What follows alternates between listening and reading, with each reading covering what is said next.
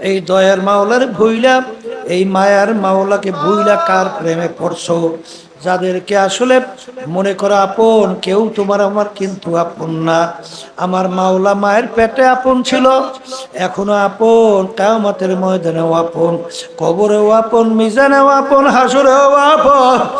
আমার মালিককে আপন বানায়া যদি দুনিয়া থেকে বিদায় নিয়ে কবরে শুইতে পারো, কোনো চিন্তা নাই, কোনো ভয় নাই। বেহেশতের বাগান, বেহেশতের বাগান হইয়া যাবে কবর, কবর। আল্লাহু আকবার। আল্লাহ আপনি আমাদের সবাইকে মাফ করে দেন। আর যে মালিকের হুকুম না মাইনা কেউ ওই অন্ধকার কবরে যাও, আল্লাহ রসুল বলেন আল কবরু রিয়াজুল জান্নাহ হুফরাতুম মিন হুফারিন নার। জাহান্নামের আগুন এসে ভইরা যাবে, 99 বিষাক্ত সাপ পেঁচাইয়া পেঁচাইয়া কামড়াবে। মোমেন বান্দাবান্দি তাদের একটা কাটার আঁচড় লাগলেও ওর মাধ্যমে গুনাহ মাফ হয়। কিয়ামতের ময়দানে আল্লাহ রাব্বুল আলামিন বান্দাবান্দিকে মাফ করার জন্য ওসিলা তালাশ করবে। যাদের নিয়াত সহি, কষ্ট স্বীকার করে মাহফিলে আসছেন, আল্লাহ রাব্বুল আলামিন এই ওসিলায় মাফ করে জান্নাতের ঘোষণা দিতে পারেন। আমি আপনাদের সামনে কোরআনুল কারীম থেকে আয়াত শরীফ তেলাওয়াত করেছি। আয়াতের ভিতরে আল্লাহ বলছেন, আমি মানুষগুলোকে দুইটা ভাগে ভাগ করব। এক শ্রেণী মানুষকে আমি সাজাইয়া পড়াইয়া আমার মেহমানখানা বেহেশতে জায়গা দেব। সবে আল্লাহুম্মা আমিন। আল্লাহ আপনি আমাদের সকলের জন্য কবুল করেন। আর এক শ্রেণী মানুষ, তাদের আমলনামা দাড়ি পাল্লায় ওজন দেওয়ার পরে যাদের নেকির পাল্লা হালকা হবে, গুনার পাল্লা ভারী হবে, আমি তাদের জন্য জায়গা রাখছি জাহান্নাম। আল্লাহ আপনি আমাদের সবাইকে মাফ করে দেন। দুনিয়ার ভিতরে মামলা দুইটা। দুনিয়ার মামলায় যদি কেউ পড়ে, সেই মামলার জন্য অনেক সময় দেখা যায় রাত্র ঘুম পর্যন্ত তাদের নষ্ট হয়, টাকা পয়সা পর্যন্ত জায়গা জমির প্রতি বিক্রি করে দুনিয়ার মামলা থেকে বাঁচার জন্য। কথা ঠিক না? আর একটা মামলা হলো আখেরাতের মামলা। ওই মামলার তদবিরের জায়গা হলো দুনিয়াতে। এই দুনিয়াতে থাকা অবস্থায় আখেরাতের মামলা, ওইটার তদবির করার পরই আপনাকে আমাকে রওনা করতে হবে।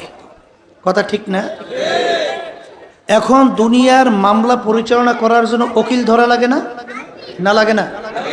না লাগে না? আর আখেরাতের মামলার তদবিরের জন্য উকিল লাগে। সেই উকিল হলো হক্কানি ওলামায়ে কেরাম, হক্কানি পীর বুজুর্গেরা। দুনিয়ার মামলার ব্যাপারে আমরা উকিলের কাছে এত দৌড়াইলাম, এত সময় খরচ করলাম, কিন্তু আখেরাতের মামলার ব্যাপারে পরিত্রাণের জন্য হক্কানি ওলামায়ে কেরাম, হক্কানি পীর বুজুর্গের কাছে আমরা কি কিন্তু ওই গুরুত্ব দিয়ে কেউ যাই না। যদি আমরা নাই যাই, তাহলে ওই মামলায় পরিত্রাণ পাবো কিভাবে? সম্ভব? আর এই যে বলছি হক্কানি ওলামায়ে কেরাম, পীর বুজুর্গ, হক্কানি, তাদের কাছে যাওয়া লাগবে কেন?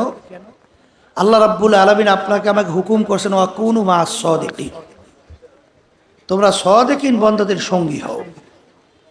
আপনি পরীক্ষা করে দেখবেন, যারা হক্কানি ওলামায়ে কেরাম, হক্কানি পীর বুজুর্গ এদের সাথে সম্পর্ক রাখে, তাদের আমল আখলাক, তাদের চরিত্র আচার আচরণ, আর যারা সম্পর্ক রাখে না, তাদের আমল আখলাক চরিত্রের ভিতরে অনেক পার্থক্য আছে না?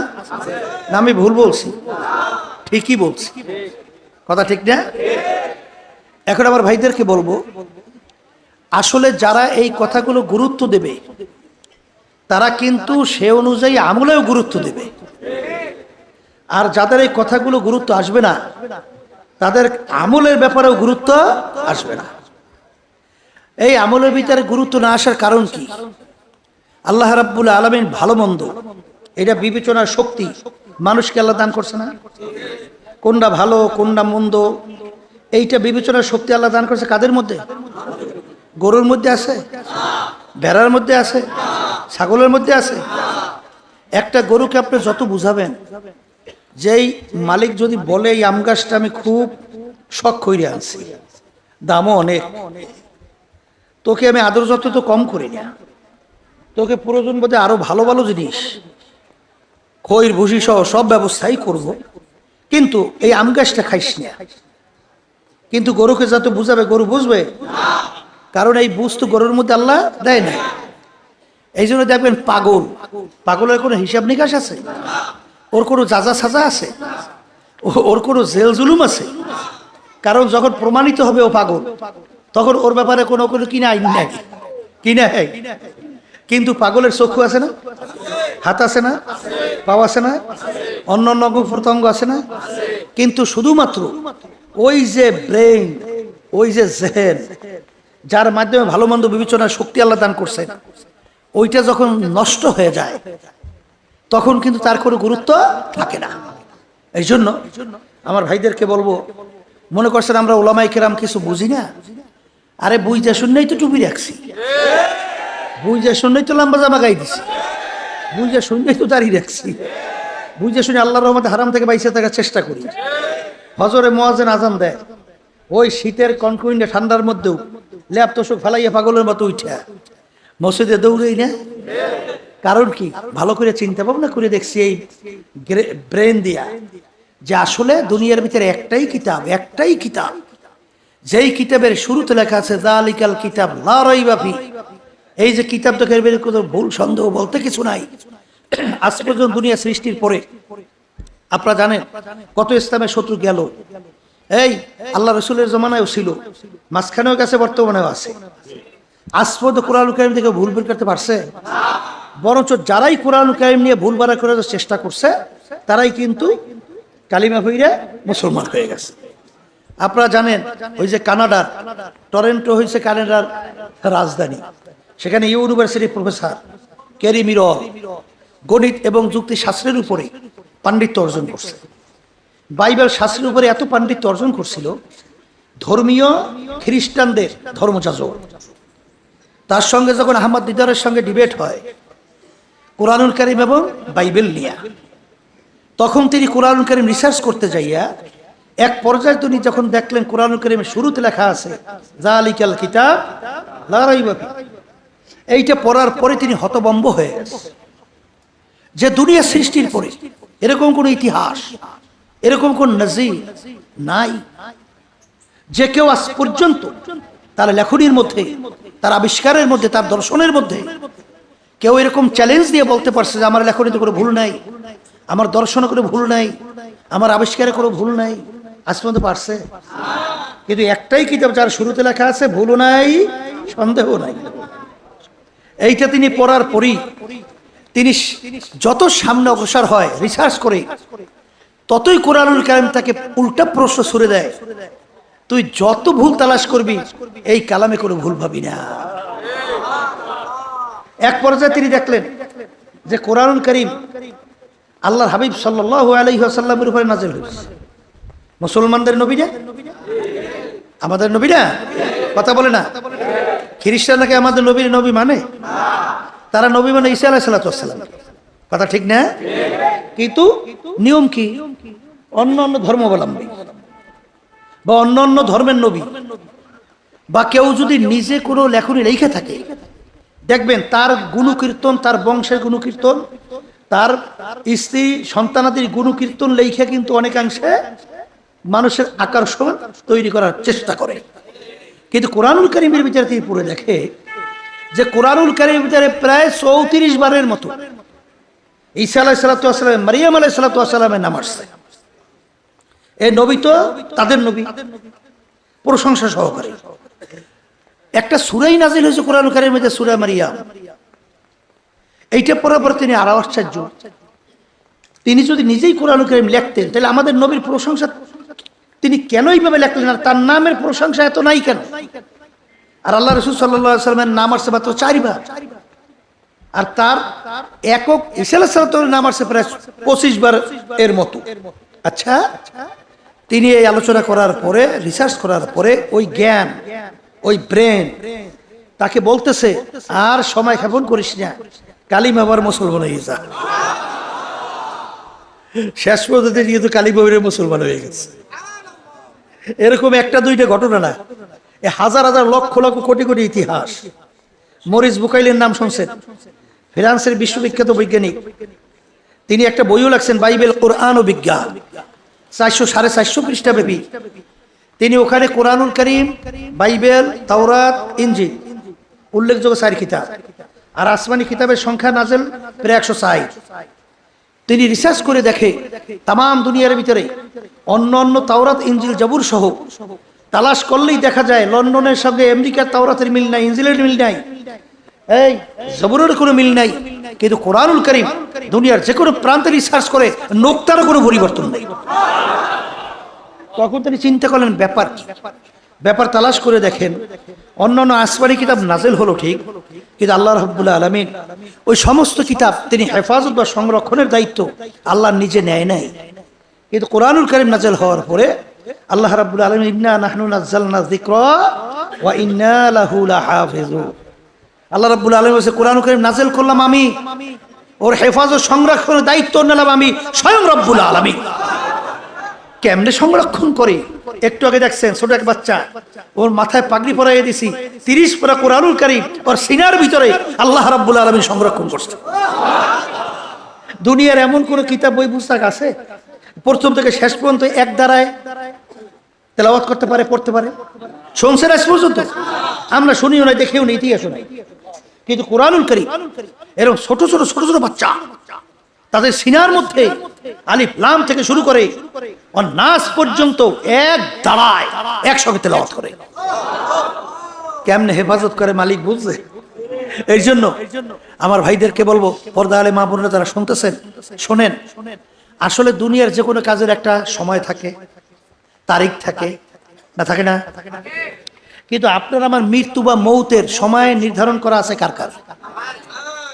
একটু মুখ খুললে বলেন। এইটা বলতে তো একটু কষ্ট হয়, ঠিক না? মনের কথা হলে তো একটু ভয়ই পায়, এত স্বাভাবিক, ঠিক না? কি নির্ধারণ আছে? আছে? কেউ জানা আছে এখান থেকে ওখানে যাইতে পারবেন? জানা আছে? এই বাংলাদেশের এক গান গায়ক, অনেকে জানেন, এই ফিরোজ শাহী, নাম শুনছেন না? স্টেজের মধ্যে উঠা গানে টান দিছে, 1 সেকেন্ডের নাই ভরসা, ঠাস নাই ভরসা, কইতে আছে আর ভিতরে পড়িয়ে গেছে। এর বেড়ে দেখে দুনিয়াতে নাই। আল্লাহ বলছেন যে তোর মাধ্যমেই দেখাবো, তুই বলছো সেকেন্ডের ভরসা নাই, আসলেই তো নাই। দেখ কেমনে নাই, আস্তের উপরে পড়িয়ে গেছে আর দুনিয়াতে নাই। এই ঢাকা সদরঘাট, সেখান থেকে লঞ্চ ছাড়ছে বরগুনা যাবে, এই নদীর ভিতরে লঞ্চের ভিতরে আগুন ধরে গেছে। এখন যুবক ছেলে আগুনের ভিতরে আটকে পড়ে গেছে, বাপের কাছে মোবাইল করে, আব্বা জান দেখা হবে কিয়ামতের ময়দানে। আর দেখা হয় নাই, দেখা করতে পারে নাই, পুইরা ছাই হয়ে গেছে। এই জন্য আমার বাজানদেরকে বলবো, শোনেন, আল্লাহ এমন কোন ধর্মাবলম্বী নাই যেই ধর্ম যারা বিশ্বাস করে, হিন্দু, খ্রিস্টান, ইহুদি, অন্যান্য যে ধর্মাবলম্বী, উপজাতি সহ কোন ধর্মাবলম্বী আছে তারা পরকাল বিশ্বাস করে না? এরকম কোন ধর্মাবলম্বী আছে? সবাই বিশ্বাস করে না? করে না? এই আমরা মুসলমান, আমরাও তো পরকাল বিশ্বাস করি না? করি। তাহলে আজ পর্যন্ত মুসলমান জাতি ছাড়া অন্য কোন জাতি চ্যালেঞ্জের মাধ্যমে দুনিয়ার ভিতরে বুক ফুলাইয়া গলা টান করে কেউ বাঁচতে পারে নাই। একমাত্র মুসলমান জাতি দুনিয়ার ভিতরে চ্যালেঞ্জের মাধ্যমে বুক ফুলাইয়া গলা টান করে বেঁচে আছে। কথা ঠিক না? ঠিক। আজকে মুসলমানের ঘরে জন্মগ্রহণ করার পরে খোদা নাকাস্তা যদি আল্লাহর হুকুম নবীর তরিকা অনুযায়ী না চইলে কেউ যদি আল্লাহর কাছে হাজিরে দেন, পথ কয়টা? রাস্তা কয়টা? দল কয়টা? আসতে কয়? 2টা না? ফারিকুম ফিল জান্নাতি ফারিকুম ফিস সাঈদ। কয়টা? কয় গুরু হইবে কয়টা? হ্যাঁ, এখন বেহেশতে কারা যাবে? আল্লাহর মেহমান খানায়। জাহান্নামে কারা যাবে? এইটা জানা লাগবে না? কথা বেশি লম্বা বলো না, সংক্ষেপ। হেদায়েতের মালিক আল্লাহ। হেদায়েতের মালিক কে? আল্লাহ। দোয়া করতে থাকে আল্লাহ রাব্বুল আলামিন আমাদেরকে যেন পরিপূর্ণ হেদায়েত দান করে। আল্লাহ রাব্বুল আলামিন বলেন বেহেশতে যাওয়ার জন্য শর্ত দুইটা। কয়টা? ইন্নাল্লাযীনা আমানু ওয়া আমিলুস সলিহাত কানাত লাহুম জান্নাতুল ফিরদাউসি নুজুলা। বেহেশতে যারা যাইতে চাও, আল্লাহ শর্ত লাগাইছেন দুইটা কাজ করা লাগবে। একটা হলো ঈমান আনা লাগবে। জোরে বলেন কি আনা লাগবে? ঈমান একটা আরবি শব্দ, বাংলা অর্থ হলো বিশ্বাস। বিশ্বাস আবার তিন জিনিসের সমন্বয়। মুখে স্বীকার করা আল্লাহ কয়জন? একজন। অন্তরে বিশ্বাস করা লাগবে আল্লাহ কয়জন? কাজে প্রমাণ করে দেখানো লাগবে আল্লাহ কয়জন? রিজিক দেওয়ার মালিক বলেন, মুখ খুলে বলে আল্লাহ। এই মারুই না বাসুই না মালিক, এই ভালো মন্দ এর মালিক। এই আল্লাহর বান্দারা ভালো কইরা বোঝেন, ক্ষমতা দেওয়া নেওয়ার মালিক। কুলিল্লাহুম্মা মালিকাল মুলক। দেখা যায় আমার মালিক বাদশার বাদশা, রাজার রাজা। আল্লাহ যাকে ইচ্ছা করেন বাদশাহী দেন, আবার ছেড়ে নেয়। এই 5ই আগস্ট যে ঘটনা মালিক দেখাইলেন, 1 ঘন্টা আগেও মনে হয় আমাদের দেশের যে জালেম শেখ হাসিনা বোঝে নাই। বুঝছিল বুঝছিল, ভাত পা করে খাইয়ে যাইতে পারে নাই, সবাই খেয়ে যাওয়া লাগছে। 1 ঘন্টার ব্যবধানে বোঝে দেয় যে একটু আগে বাদশাহ, একটু পরেই হয়েছে যাইয়া একেবারে ঘিরে নিত। কথা ঠিক না ভাই? ঠিক। ও কে করে? হ্যাঁ, এই ক্ষমতা দেওয়ার, সম্মান দেওয়ার মালিক, নেওয়ার মালিক, আইন দেওয়ার মালিক।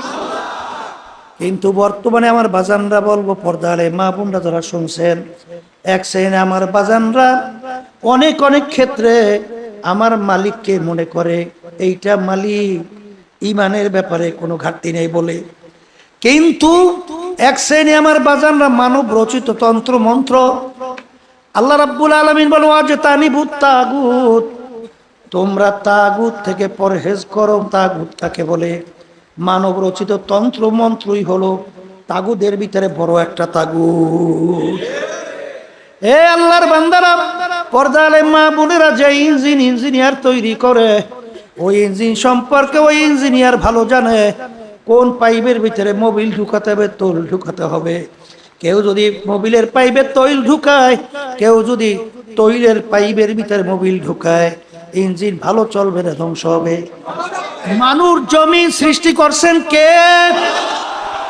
কোন নিয়ম নীতি অনুযায়ী আমার মানুষ যদি দুনিয়ার ভিতরে চলে, দুনিয়াতে শান্তি পাবে, আখেরাতে মুক্তি পাবে। আমার মালিক ভালো জানে না তুমি আর আমি ভালো জানি? হ্যাঁ, মুখে বলি তো ঠিক, কিন্তু এক শ্রেণী আমার বাজানরা, তারা কিন্তু এই মানব রচিত তাগুতের ভিতরে পিছনে জীবন শেষ করছেন। কিন্তু আমার বাজানদেরকে বলবো, পর্দারে মা বোনদেরকে বলবো, আমার পে কেউ রাগ কইরা না, ওলামায়ে কেরামদের পরে কেউ রাগ কইরো না রে বাজান। আমার মালিক বলেন, ইয়াউমা নাদউ কুল্লা উনাসিন বিইমামিহিম। কিয়ামতের ময়দানে আমার মালিক প্রত্যেকটা মানুষকে তার দলের নেতা নেত্রীর সঙ্গে ডাকবে। আয়াতের অর্থ ঠিক আছে? এই আয়াতের অর্থ ঠিক আছে? এখানে কি 2-1 মানুষের সব মানুষ না 2-1 বাদ? এই সব মানুষ কিনা? হ্যাঁ, আমার মালিক তার দলের নেতা নেত্রীর সঙ্গে ডাকবেন। ডাইকে আমার মালিক বলবেন, তোর দলের নেতা নেত্রী যেদিকে যায়, ওদের পিছনে পিছনে সেই দিকে চল। এক কথায় তোমার নেতা নেত্রী যেখানে জায়গা, আমার আল্লাহ বলেন তোরও সেইখানে জায়গা। আমার রাগ করছেন না? হ্যাঁ, আল্লাহর রাস্তায় মাফ চাই, আমার রাগ করে কোনো লাভ নাই। আমি তো আয়াত শুনাইছি কোরআনুল কারীম থেকে। রাগ হলে তো আল্লাহ আল্লাহ রসুলের সঙ্গে হও, হ্যাঁ বোঝাপড়া তাদের সঙ্গে করো। কথা ঠিক না ভাই? এই জন্য আমার বাজানদেরকে বলবো, এ আল্লাহর বান্দারা, পর্দা আলে মা বোনেরা, যাদের ভিতরে আল্লাহ জ্ঞান দান করছে, সেই আমার বাজানদেরকে বলবো, আমার মালিকের কাছে দোয়া করো, মালিক যখন মাহফিলে নিয়ে আসছেন দিনের সহি বুঝদান করেন। আর আমার মালিক বলেন, তোমরা যদি আমার কাছে চাওয়ার মতো চাও আমি তোমাদেরকে সেই অনুযায়ী দান করব। উদউনি আস্তাজিব লাকুম, বান্দাবান্দি আমাকে ডাকবি আমি তোর ডাকে সাড়া দেব। লা তাখুযুহু সিনাতুন ওয়ালা নাওম, আমার মালিক বলে আমার ঘুমও নাই জিমানিও নাই। আমার মালিকের ঘুম জিমানি নাই, চিন্তা একদিনও করছো কেন? আমার মালিক বান্দাবান্দিকে বড় মায়া করে। আরে বান্দাবান্দি রাত্র ৩টার সময় বিপদের ভিতরে পইরা যখন করুণ সুরে ডাক দেয় আল্লাহ, আমার মালিক যদি তখন ঘুমায়া থাকে, আমার মালিক তখন তোর ডাকে কিভাবে সাড়া দেবে? আমার মালিক বলে, বান্দা বান্দির তোর মায় আমাকে ঘুমাইতে দেয় না, তুই যখন বিপদে পড়ে আমাকে ডাকবি সঙ্গে সঙ্গে যদি আমি তোর ডাকের সাড়া দিতে পারি, এই দিন আমার বাগানদেরকে বলবো, পর্দা আলে মা বোনদেরকে বলবো, এ দুনিয়াদার পাগল আমার বাবারা, পর্দা আলে মা বোনেরা, ভালো করে মনকে বোঝাও, তারপর কবরে যাও। কারণ বাজার একবার যদি দুনিয়ার আল্লাহ আবার কবরে যাইয়া কেউ ঠইগা বসো, আবার দ্বিতীয়বার দুনিয়াতে এসে আপিল কইরা জিতবার কিন্তু আর আশা নাই। দুনিয়ার কাজে যদি 5বারও ঠগো, আবার ওই কাজের ভিতরে চেষ্টা করলে জিতবার আশা করা যায়। কেসের ভিতরে ম্যাজিস্ট্রেট কোর্টে ঠগলে হাইকোর্ট, সেখানে ঠগলে সুপ্রিম কোর্ট, সেখানে ঠগলে প্রেসিডেন্ট কোর্ট, সেখানে ঠগলে আন্তর্জাতিক কোর্ট। কিন্তু এ কবরের যাত্রীরা, তোমার আমার সামনে আখিরাতের 5টা মামলা, এই মামলা যদি কেউ একবার ঠগ আর দ্বিতীয়বার দুনিয়াতে আইসা আপিল কইরা জিতবার কিন্তু আর আশা নাই। হে আমার আরাম প্রিয় আমার বাবারা, হে বড়লোক আমার বাবারা, হে শৌখিন আমার বাবারা, হে ক্ষমতা সম্পন্ন সম্মানিত আমার বাবারা, আজকে দুনিয়ার দিকে তাকাইয়া দেখো বাজার, দুনিয়া কিন্তু আরামের জায়গা না। দুনিয়া দারুল মেহনে ওয়াল বালা, বালা মুসিবতের জায়গা, কষ্ট ক্লেশের জায়গা। এখানে আরাম চাইলে কোনোদিন কেউ পায় নাই, কেউ কোনোদিন পাবে না। আজকে মাথার নিচে বালিশ না থাকলে ঘুম আসে না, একটু রৌদ্র সূর্যের তাপ সহ্য করা যায় না, একটু পেটে ব্যথা সহ্য করা যায় না, আরে একটা পিটান দিলে সহ্য করা যায় না। কিন্তু আমার বাজানদেরকে বলবো, পর্দা আলে মা বোনদেরকে বলবো, আমার মালিক জাহান্নামের আগুন কিভাবে তৈরি করছেন। আল্লাহু আকবার, আল্লাহু আকবার। আল্লাহর হাবিব বলেন, জাহান্নামের আগুন তৈরি করে আমার মালিক বলেন, ফেরেশতারা জাহান্নামের আগুনকে তেজ করো। 1000 বছর তেজ করতে করতে আগুন হাত্তা মাররাত, আগুন একেবারে লাল টকটক হয়ে গেল। আমার মালিক বলেন, এই আগুনে হবে না, আগুন আরো তেজ করো। আবার 1000 বছর পর্যন্ত আগুন তেজ করতে করতে আগুন করে সাদা দবদবে হয়ে গেল। আমার মালিক বলে, আগুনে হবে না, আগুন আরো তেজ করো। 1000 বছর আগুন তেজ করতে করতে হাত্তা সওয়াদাত, আগুন এখন অন্ধকার কালো, অমাবস্যা রাত্রে কালো হয়ে গেল। ওই আগুন এখন জাহান্নামের কালো অবস্থায়, ওই আগুন এমন তেজের আগুন হবে। আমার মালিক বলেন, নারুল্লাহি মুকাদাতুল্লাতি তাত্তালিউ আলাল আফইদা, শরীরের যে কোনো জায়গায় লাগবে আগুন যাইয়া কলিজা পর্যন্ত পৌঁছা যাবে। আল্লাহ তুমি আমাকে আমাদের সবাইকে মাফ করে। এ দুনিয়াদার পাগল, আজকে ঠান্ডার ভিতরে শীতের ভিতরে ঘুমানোর জন্য আমরা ল্যাপ ব্যবহার করি, তোষক লাইসা বিছানায় শুয়ে পড়ি, বালিশ মাথার নিচে দিয়া ঘুমাই। ওদিকে ফজরের সময় মুয়াজ্জিন আযান দেয়, তুমি নাকটাই না ঘুমাও, নামাজে যাও না। আমার মালিক বলেন, তোর জন্য জাহান্নামের মধ্যে আমি ল্যাপ তোষকের ব্যবস্থা রাখছি। অমিন জাহান্নামা মিহাদু ومن فوقهم غواش জাহান্নামের ভিতরে লেপ্তশকের ব্যবস্থা রাখছি। ফেরেশতাদেরকে বলবো নাফরমানদেরকে জাহান্নামের তোষকের ভিতরে শোয়া দাও, এরপরে লেপ জাহান্নামের উঠাইয়া দাও। আহারে এখন জাহান্নামের লেপ তোষকের চতুর্দিকে আটকাইয়া দাও। এখন জাহান্নামের লেপ তোষকের ভিতরে জাহান্নামের আগুন ধরে।